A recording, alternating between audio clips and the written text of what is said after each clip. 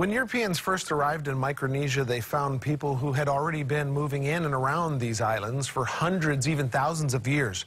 They had spread through 1 million miles of ocean with different cultures, speaking many languages and living in complex societies.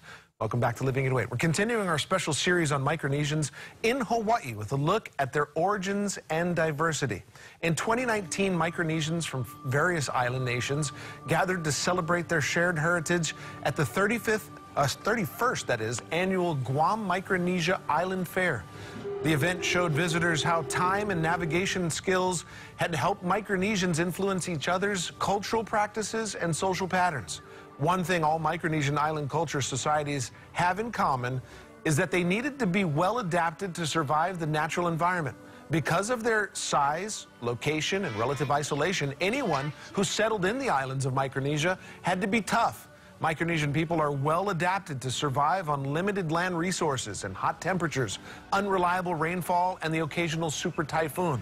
They need to survive, to cooperate, and to share resources resulted in close, extended families and the strong village ties. Although their languages and local customs may differ, they all share the strong sense of community.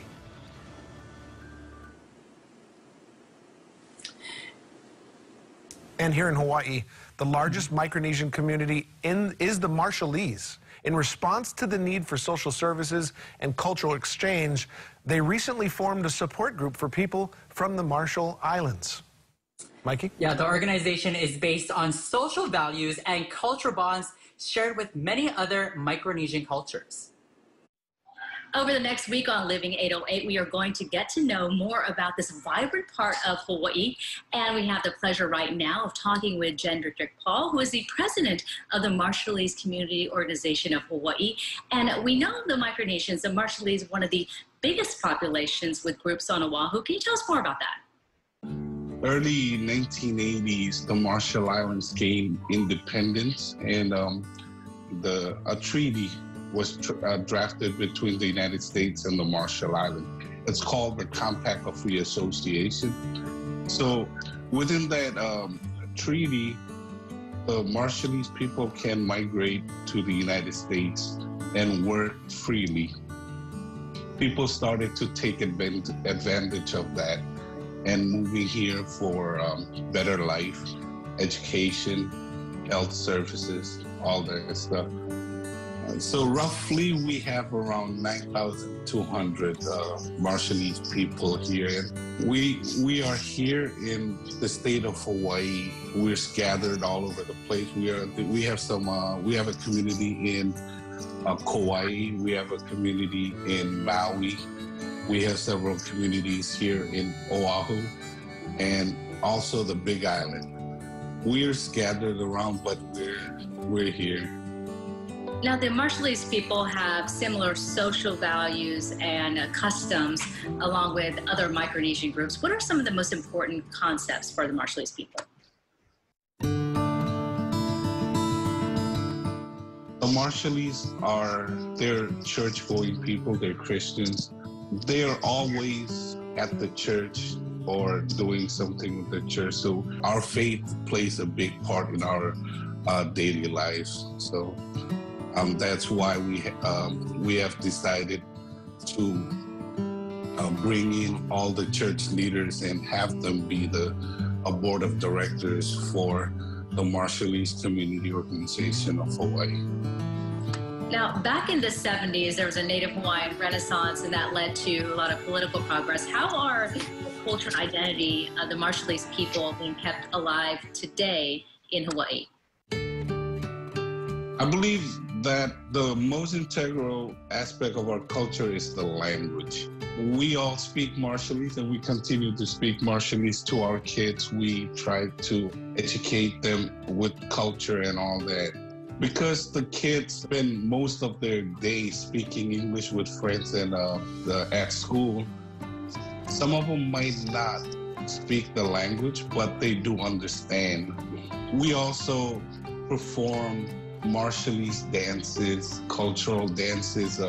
That's pretty much what we do as a community to uphold the culture and our identity to make sure it's not lost.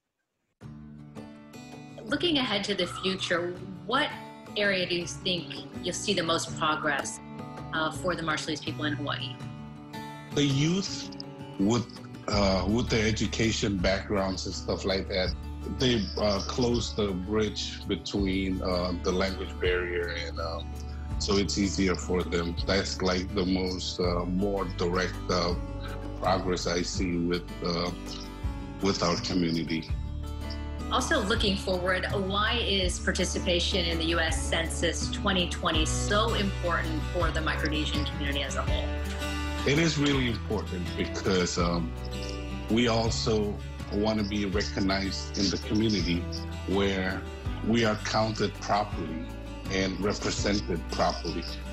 In this way, we'll be able to work with the community, give back to the community. These are the things that we see that are important in this 2020 census. Be able to be counted properly so that we can move forward with everything and start working with the community to be represented properly here in Hawaii. A lot of cultures and values that are similar throughout the Polynesians here in the islands. They are major contributors to our society and the different communities that they live in across the state. I think it's great. Yeah, I agree. I totally agree. And speaking of the census, our special series on Micronesians in Hawaii is made possible thanks to the support from the U.S. Census 2020. Yeah, they want to make sure that every person in Hawaii is counted so that communities receive resources they need to build a better future. Yeah, the goal of the 2020 census is a complete and accurate count of everyone living in the United States and its 5 territories. The census provides critical data that lawmakers, business owners, teachers, and many others use to provide daily services, products, and support for communities. The results determine how hundreds of billions of dollars in federal funding are allocated to more than 100 programs, including Medicaid, Head Start, Community Mental Health Services, and SNAP. That's right, but most importantly, the 2020 census will provide a snapshot of our state and our nation, who we are, where we live, and so much more. It's important that you participate, so be sure to fill out the survey form you received in the mail. You can submit your answers by phone, mail, or online at 2020census.gov. The census website is a safe, secure, and easy-to-use way to do your part in making this year's census a success.